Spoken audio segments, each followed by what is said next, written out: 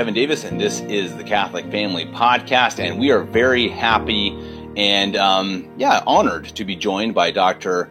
Peter Chodnowski. He's been on the show before. It's been a while since we've talked to him, and he's been doing some awesome things, as most of you know, at SisterLucyTruth.com. He is really making waves lately in the traditional Catholic sphere with the whole concept, the whole theory that there have been two Sister Lucys. So Sister Lucy of Fatima. And we're going to ask the doctor to give us a very brief overview before we get started to talk about the actual topic of the day. And that is trying to, discuss, to refute, I should say, the video that was done against Sister Lucy Truth and Dr. Chodnowski himself by Christine Niles of, what's her website again, Doctor? Church Militant. Church Militant. Thank you. Jeez, man. Yeah.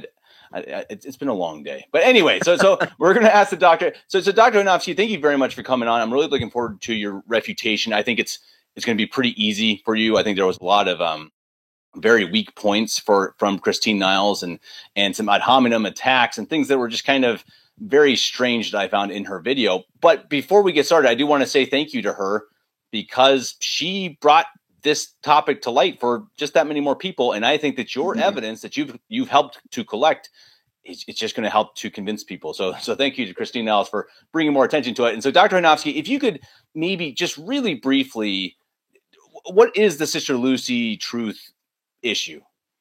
Okay. The Sister Lucy Truth issue is whether there was one or more individuals who appeared before the public as Sister Lucy dos Santos of Fatima, the seer of Fatima, the one of the three seers who Our Lady appeared to in 1917 at the Cova da Iria in Portugal.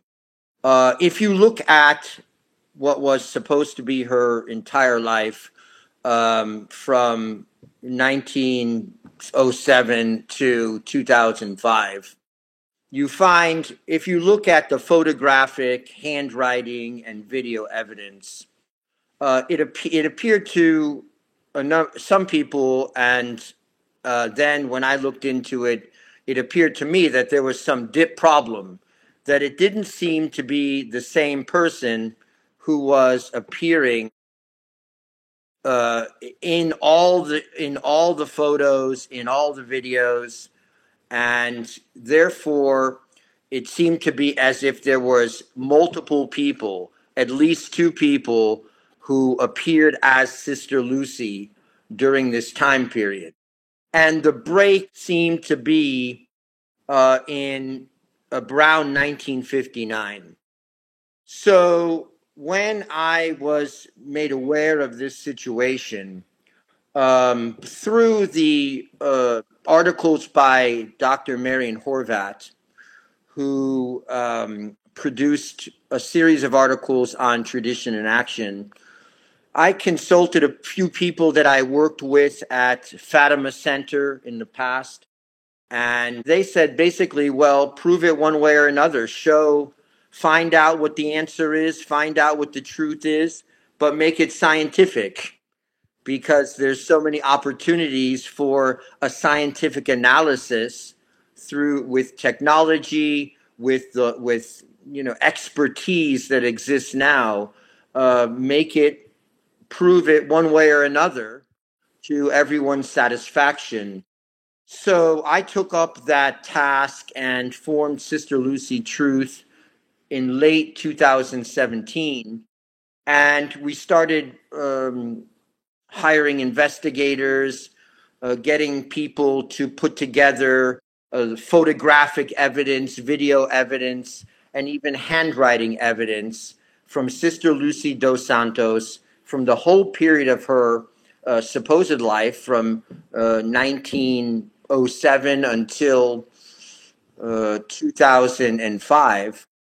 And we sent this evidence to various specialists, whether it's oral surgeons, whether it's forensic artists, whether it's maxillofacial surgeons, whether it's mathematicians, whether it's facial recognition technology experts, we sent it to all these people, including a Guinness Book of World Records winner, Lois Gibson, who won the Guinness Book of World Record Award for identifying the most murderers and solving the most crimes through her forensic art with the Houston Police Department for years and in many cases and international reputation. She solved over 1,200 crimes by her facial reconstructions, like from a murder victim's skull. She would create an entire face and help solve a crime.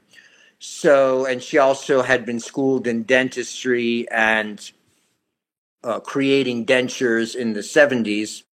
So we sent our evidence to these people to make a determination based on their own expertise and their own methodology. What do you think about this? And our ultimate interest was whether these were the same persons, whether this was the same person throughout, because it should be. It was taken to be. And to our surprise, we found out that it wasn't. And after now it's into basically 5 years of receiving reports of various kinds, which we've published all our reports on the internet at sisterlucytruth.com. If we look at that, we can say that there was a substitute, there was an imposter, and the question is, well, who was it? What happened to the original Sister Lucy? Those are things that we don't know yet, but we're trying to figure out. And it really does help that even someone as antagonistic to our entire effort as Christine Niles has proven to be, it's really helped that she's presented the whole story to a whole new, set of individuals who now hear it for the first time, hopefully look at our material, look at the details of the various reports, because they're not all the same. They don't report exactly the same thing with regard to each aspect of the analysis, but we're publishing them anyways. And the people can look at the report, analyze them, say, well, this is interesting, this is interesting. This report contradicts this on this particular matter. They can do that all themselves. And, we continue to try to bring out the material in various, as we're doing now, in various podcasts, in various, things that we've done ourselves with regard to video advertisements of our efforts. But she did a lot to bring forward the whole case. Of course, I did. Unfortunately, she's gone after sexual deviance in the priesthood, and amongst bishops, and followed that. But she did not give us an objective consideration. And that was disappointing, because ultimately this is going to face the whole world. Ultimately, the Vatican's going to have to respond. But of course, they realize that there's a problem. They know that there's a problem, and they're trying to cover it up in a very cheap and unprofessional way, which is disappointing. Why not see this? I mean, if you blow open the pedophilia scandal amongst the clergy, why not blow open this scandal? Right. Well, to me, it seemed like she was a bit of a gatekeeper, as you say. I think kind of this, hey, let's do whatever we can to put out this fire. And maybe Absolutely. It's her personal feelings. I don't know, but I find it a little odd that sometime in the show she's saying that all of this is based on ideological opinions. And so it's all being ideological. It's like, well, even if that's true, her opinions were clearly ideological too. She went in to try to convince people that it wasn't true. It was not a fair journalistic approach, and that's very clear. I mean, anyone who's watched her video cannot say that was a fair journalistic approach, and so it was her ideology as well. I absolutely agree, and we can look into the origins of Church Militant, but there was a lot of ad hominem attacks. There was a lot of name calling, a lot of red herrings. But let me just put this out. If obviously there was a serious problem, because even her viewers are saying to her, "There's a problem. Please deal with this. Please discuss it."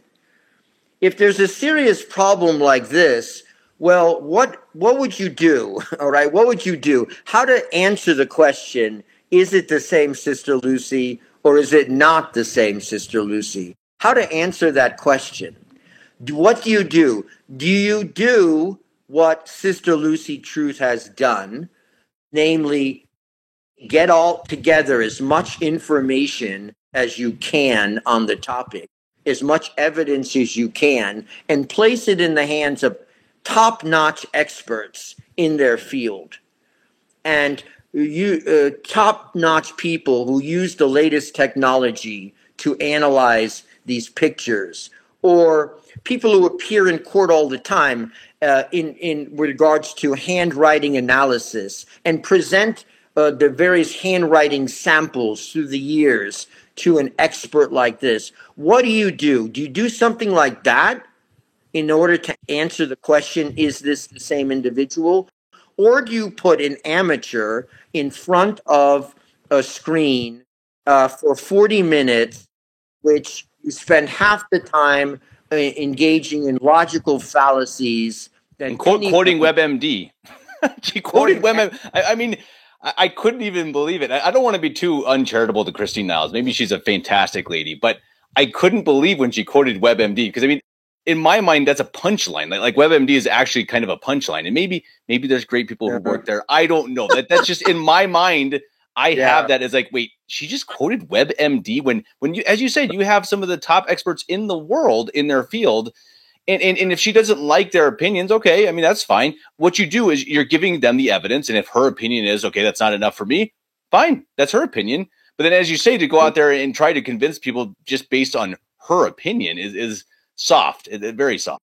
Basing it on her opinion, and also I think it was an insult to the intelligence of her listeners, because and it's also an insult to the experts that I consulted, because she comes out with things like, look, people look different when they're older, and people look different when they smile, and people look different when there's different shading and lighting. Guess what? These experts probably know that every day of their lives dealing with this subject matter know that. And guess what? So does your audience. And they know that that's part of the consideration. Okay? They know that. And to act like our experts didn't know that or didn't bring that into the consideration, that's insulting to everyone's intelligence. And I was surprised at it. And but again, how would she go about determining this? And she made very clear at the end that she had no interest in actually getting into this, and none of her bosses at Church Militant have any interest in getting into this, because she's, the rabbit hole and all this lingo that is meant to just dismiss arguments by making them seem foolish, ridiculous. Well, this is not foolish and ridiculous. The evidence sort of even shocked the experts, because they said, well, why isn't anyone really made this public prior to my looking at all these reports? Because it's sort of shocking. But when you talk to people, and I've talked to many people who have, before I even had any awareness that there was a problem, you talk to people like nuns and laymen, and they say often, well, in the 60s, in 1967, when I saw that Sister Lucy on the screen, I said, that's not Sister Lucy. Look at her chin. Someone who said that to me, and I just had someone the other day in the 90s, when I looked at video footage of Sister Lucy, and I had the new Sister Lucy, I said, that's not Sister Lucy. So people there are many people out there who have had either a professional interest in this topic or just a passing interest in this topic, but my purpose was to settle down and actually go through the effort to bring, with the help of friends, who always stay in the background because that's the best place, okay, if they're going to fulfill their mission. Getting together material, which is not easy, putting it all together, the photographic evidence, and then coming forward, and then, contacting the specialists, arranging for them to look at the material, fundraising, because everyone has professional fees. If you ask someone to spend months or weeks, hours and hours and hours on something, and they're professionals, well, they have rates. So the fundraising to get this done, it's a serious venture. That the results came out in a certain way, well, they just did. And people can look at this, and many have, and said, well, it's obviously not the same person. And now I look at it and I say, it's obviously not the same person. In the beginning, I didn't know. I thought it peculiar to the extreme when I looked at those pictures published by Marion Horvat. I thought it was peculiar to the extreme. But when you get so many definitive reports, and she's, the whole show of Christy Niles was acting as if, I have some vested interest in this. Anything I believe theologically or ecclesiastically would not be affected by whether Sister Lucy did it or didn't do it. Right. Because, or was the same person or was a different person. Because those are eternal truths, and they're situations that you apply your mind to. And I did before I ever got into the whole Sister Lucy truth question. But, so it was just an attempt. And for some people, it worked.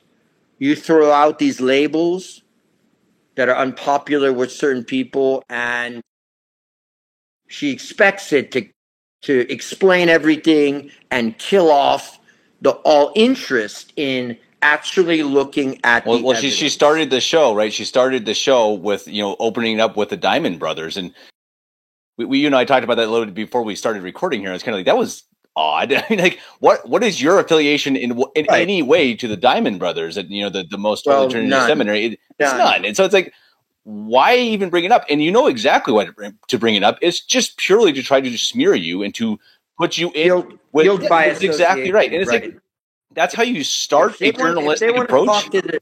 If they want to talk to the Diamond Brothers, talk to the Diamond Brothers. Right. All right. If they want to talk to me about what I'm doing, talk to me. But notice they didn't talk to me. True. They never interviewed me. If there was some problem or something that came up that they didn't understand of why I said something or how I'm analyzing something, well, ask me. Right. And I'll try to explain it. But they never tried to contact me at all, which tells you something very simple. They had no intention to actually analyze this from an objective perspective. It was a hit job on me. And, and for some reason, the Sister Lucy truth question seems to be very poignant for them and something they have to squelch. Because Kevin, because I was at this conference in Chicago a few weeks ago, they even sponsored this canceled priest conference in Chicago, okay, in which Father Altman said Jorge Bergoglio is an anti-pope. Right. Okay? And they knew he was going to say that. No doubt. Right. Because he's been saying similar things. Okay? But, so they'll sponsor that, but when I'm coming forward with oral surgeons reports that say, it is my opinion that Sister Lucy 1 and Sister Lucy 2 are not and cannot be the same individual. And I'm from the report now. Cannot be the same individual. These opinions are offered to a reasonable degree of medical certainty. I mean, well then, what's the idea here? Right. Sponsor someone saying that. Well, why not look at this in a serious way?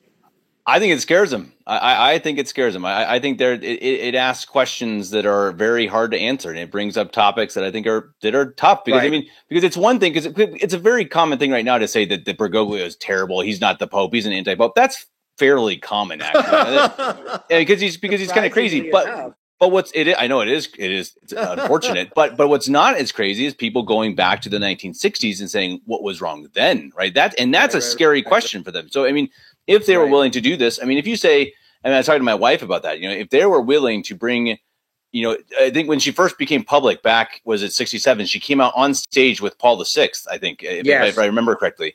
And it just makes sense. It's like, okay, that was a clear statement of, hey, this is Sister Lucy, and you're going to believe it because she's on the stage with the Pope. And I think that, but if we believe, so if you learn now that she's not the real Sister Lucy, and that Pope Paul VI put her on the stage, woo, boy, you're starting to ask a lot of questions, and I think that's scary. Even though he refused to meet with her, and he only spoke to her afterwards, and apparently the woman requested that they meet. Who knows what she wanted to speak about, but they actually met each other they spoke to each other for 3 minutes. That was the entirety of their interaction. And and that woman who came forward, that's the first time she's unveiled. And when we look at that woman, we're shocked to see not only the total facial difference between that woman and the woman that we know was Sister Lucy, who went back to Fatima in the 1940s and then entered the Carmelites in the 1950s. And not only is there complete facial difference, there seems to be an age difference also. The new Sister Lucy appears to be in my amateur judgment, about at least 15 to 20 years difference. The one in 1967 is clearly much younger than the real Sister Lucy. And not only that, but the behavioral difference, the total behavioral difference between one Sister Lucy and another Sister Lucy. So these behavioral differences are another aspect of our investigation. We have much video evidence, and we've gone through newspapers and articles to find out things like, for example, Carlos Evaristo, who's very much against us now, the Sister Lucy Truth endeavor. Dr. Zugaby, who works closely with him, admitted in a Wander interview that when Carlos Evaristo interviewed the Sister Lucy in 1993, he was so shocked at what he encountered that he went to the Portuguese police and said, well, what's going on? This is not the real Sister Lucy. Wow. He was subsequently talked into it, apparently, that it was. And they referred him to Dr. Zugaby, who, never did a forensic analysis like we did. So, I mean, this is a long-standing situation, and what's often, preparing to speak to you today, I went through the reports again, and I'm shocked at how definitive they are. The facial recognition technology, every single one can clearly be read to say there's a different woman. There's some problem. There's two people. And I'll Christy Niles actually spoke to me. I could explain exactly what I meant concerning every report, because they're all different. They're all different with regard to their methodology, how they proceed. And there's subtle differences as to their findings. But overall, I mean, this is the clear. I was shocked at reading how definitive these reports are, because of their. I mean, I'm just reading now from Lois Gibson's report. Due to the various completely different facial structures of individual A compared to B, it is impossible these are the same woman. So is Lois Gibson in any way affiliated with the Diamond Brothers? Just ask it. I mean, I'm wondering how she got on in this game. Yeah. I mean, and then she doesn't just say it; she explains it. The forehead shows much different underlying frontal bones. The superciliary arch of B protrudes forward much more than A. The noses are a different shape, with B having a larger, rounder, and more downward angled tip, which cannot be explained by cartilage growth. Okay, dentures, one thing that they brought up, it's dentures. She got dentures. Obviously, the experts don't know that you can get dentures and you look totally different, okay? Believe me, they know. They very often construct dentures themselves, so they know how people look. And for example, quoting Lois Gibson's report, dentures, should they be involved, would replicate the pre-existing dentition and thus not cause such a drastic difference. Makes sense. So, right. And so this is on and on and on and on. And they say no plastic surgery can change the chin from Sister Lucy 1 to Sister Lucy 2. And so how do surgery could do that? How do you explain that then? Because that was one of Christine Niles, that was supposedly her home run, hit of the entire program. I think of the chin clearly being able to change through age. So if you get older, your chin, can get longer or can get bigger. I mean, what's the truth behind that? The truth is the opposite. The chin recedes as you get older. And over again, you see in these reports, whether it's oral surgeons, maxillofacial surgeons, forensic artists, Lois Gibson, they're always saying similar things. And the report that Christine Niles shows the two skulls, she uses that picture of the two skulls. In that report, it says exactly that. Lois Gibson was right.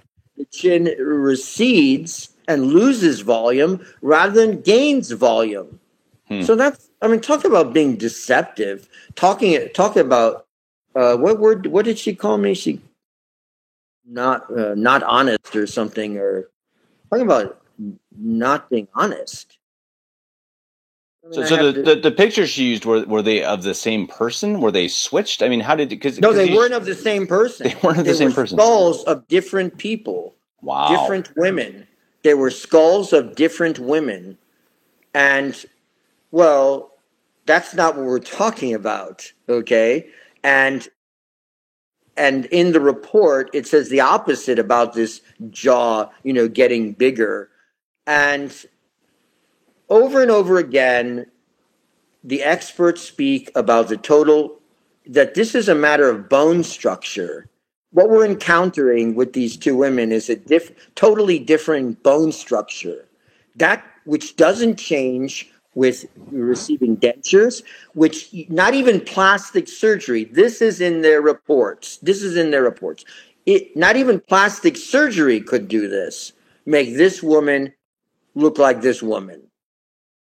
So, well, I'm quoting again, the mental protuberance of B projects forward to a drastic extent, far different from the mental protuberance of A, which recedes below the bottom lip. There is no plastic surgery that could accomplish this, nor would it be offered or desired. So there's no plastic surgery that could achieve the kind of chin that we see in Sister Lucy 2, nor would it be desired, that kind of facial reconstruction. So, and listen, we asked Lois Gibson, because this is one of her specialties, creating, forensic age progression pictures based on the photos of the real Sister Lucy from as a child into the 40s, into the 50s.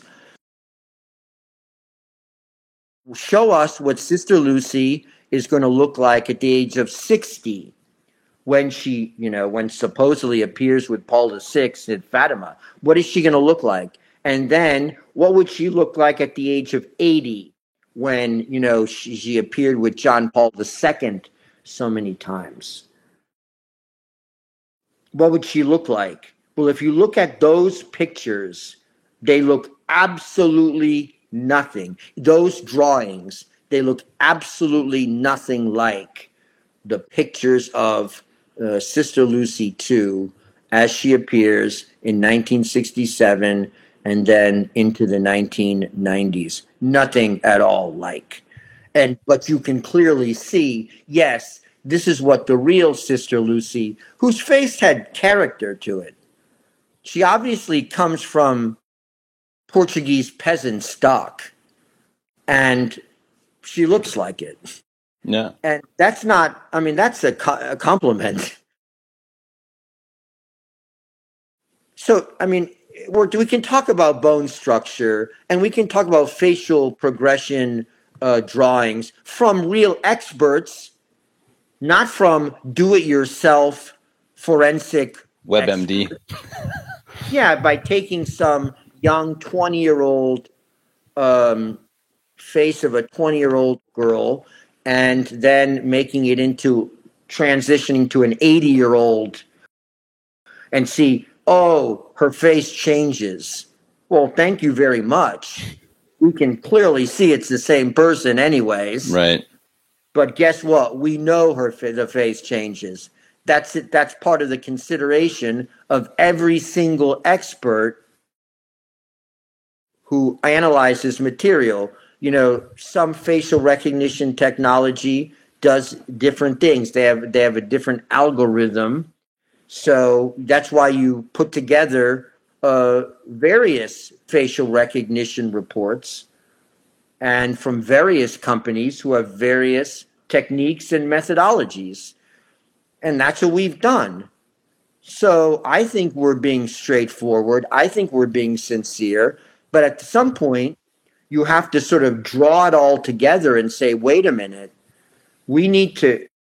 now the investigation needs to take a step forward to find out what actually happened. Like, who is this other woman? And what happened to the real Sister Lucy? When did it happen? And of course, the most interesting question, why did it happen? Which is the most interesting question there is. Like, why did it happen? I can guess. But and also there's this, it's called logical inference. If people, myself included, draw some conclusions from the empirical evidence that's presented, really certain empirical evidence that's presented, well, that's what the human mind does. And that's how investigations move forward. You make logical inferences and try to say, well, why would this have happened at this time? It's very interesting that we can pretty much place the disappearance of the real Sister Lucy to right before 1960, when the third secret was specifically supposed to be revealed. And Kevin, it wasn't just Sister Lucy in her convent that said it was going to be revealed and demanded that it be revealed at that time. The whole world knew it was supposed to be revealed. Right. My parents knew it was supposed to be revealed, and their parents, and they were waiting. And I think it's something that we forget, right? I mean, I forget. Obviously, I wasn't alive at the time, wasn't close to be. So I don't think of that as a kind of a real event almost. It's so long ago, but it happened. And as you said, I've also talked to people who were alive, or even older in 1960, and they said that was a defining moment. I've had somebody say that it was something that really stuck with them. It was like, as you said, they were waiting for it. They really expected it, and they expected it to tell them something really important. It was from Mary. Right. It's from Our Lady. So they thought this could change our lives. And then it didn't happen. And as you said, that was a pretty transformative moment. And then, of course, you had the Second Vatican Council and everything from there. But I think it's easy to forget how big of a thing that was. And it's also important where the third secret was hijacked by the Vatican in 2000. Because what was presented, even though, and see, this proves that Sister Lucy Truth is perfectly upfront and desired objective answers to these questions, because we submitted what the Vatican released, which was supposedly the third secret. We submitted it to our handwriting analyst, and he said it was authentic. It matched the writing of the earlier Sister Lucy and her memoirs, which I didn't expect. But it leads me to think, because that it's a vision that she recorded clearly, but there's clearly something missing, or there's some kind of deflection or distortion going on, because that's clearly not the type of thing that was expected by the world and reported by everyone else. The third secret was supposed to be 21 lines. A cleric saw that it was, when he looked through the envelope, and it started in a certain way. It was leading into the third secret from the second secret. Portugal would always keep the doctrine of the faith, and that clearly wasn't present in what the Vatican released. And also that they should make the whole third secret about the assassination attempt on John Paul II. Strange, I think.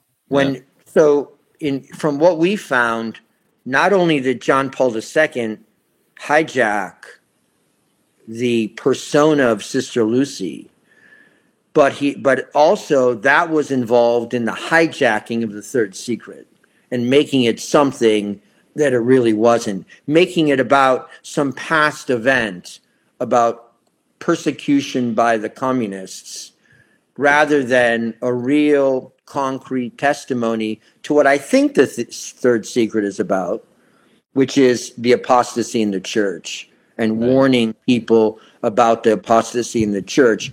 Because they asked the real Sister Lucy, well, why 1960? Why should it be revealed then?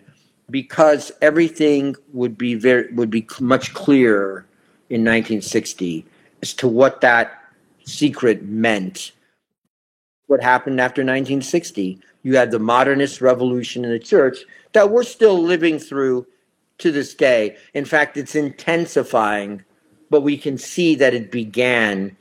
And, if we know anything about Sister Lucy, and you and I know many things about Sister Lucy, she would not have stood for the hijacking of the third secret, the distortion of the third secret. No way.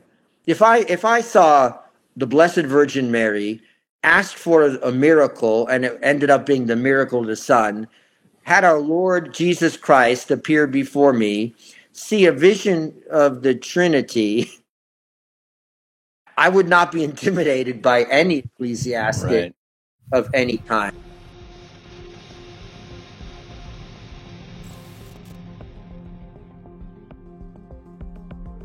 She would never agree to be silenced. And so I think that's why she had to be eliminated. And she was eliminated, clearly. In one way or another. How exactly, we don't know for certain. But that she was, in one way or another, we're certain about that. Well, and I think it you see why people are starting to tune into your project and tune into the whole idea, because I think they're starting to see the connection. They see the foolishness in Rome and just a really just absolutely almost insanity that's coming out of Bergoglio and Francis, and I think that is making people kind of open their eyes and think, okay, what is the root of this? And I think that's connected with this type of thing. People are starting to see, okay, yeah, okay, and then they hear these rumors of a fake Sister Lucy. Like, okay, wait, what's that about? And you dig into it a little bit, and you see, and it's really interesting. I highly recommend to anyone go watch. You don't have to watch the video from Christine Niles, but look at the comments. The comments are absolutely in favor of Dr. Ochanowski, not of Christine Niles. There were people who are even saying they're longtime fans. They watch every show of Christine Niles, but she's really wrong on this one. And it really was something to me that just looking at the comments is really validating to see that people aren't dumb. Yeah. No, people aren't dumb. We also, along with all these scientific reports from top-notch experts, we advise the 8-year-old test. Like, bring your 8-year-old in front of the computer screen, in front of the pictures of the two Sister Lucys, and let them point out, ask them if it's the same person. And even Lois Gibson, with all her technical knowledge and all her reports, and she gave us 4 actually reports, and she said, I could have done many more, but this is sufficient. Sometimes less is better. Mm-hmm. It's because it's totally convincing. She said even an 8-year-old can see the difference between these two people. Wow. So again, I think that we gained a new audience. I'm happy about that, but it's disappointing that Church Militant didn't take its investigative abilities into this, jump into this. What happened? Right. Finally, Emanuela Orlandi's case in the Vatican is being taken up. Years of, it's just a conspiracy and nothing, and the Vatican's taking it up and the Italian Parliament's taking it up. Interesting. Okay. So if you can take up that, why not? Why do this hit job on the whole Sister Lucy investigation? The only reason I can think is that people are really worried. Yeah. Well, and I think that's anyone watching this, we appreciate you being here, and we highly suggest that you go to sisterlucytruth.com and support Dr. Ochanowski and everything that they're doing, because again, this is something that, as you said, this is something that you've kind of gotten past step one. You've gotten a lot of this information. Sure. You've gotten a lot of these experts, proving the theory, at least from their perspective, that yes, there are two Sister Lucys. So yeah, what's next? And I think that's a good question. And I think that if you keep digging into it, as we know you will, you're also going to need help. So please go to sisterlucytruth.com. And I know there are ways to support you there. So I mean, it's one of those things that really, the more we bring to light the darkest corners, sure, the devil can't hide anywhere. I think if you bring light to the darkest corners, then eventually the devil can't hide. And I think we're starting to see the devil come out in the open. And maybe Right. this is one way to help that out too, and to get people Sure. to see the truth. We've never been afraid of truth. Catholics can never be afraid of truth, Right. because we worship truth itself. So we can never be afraid of truth. And the more truth we get, the more specificity we get, the better. And all those who are able to support us in the media, this should be a motion picture, really.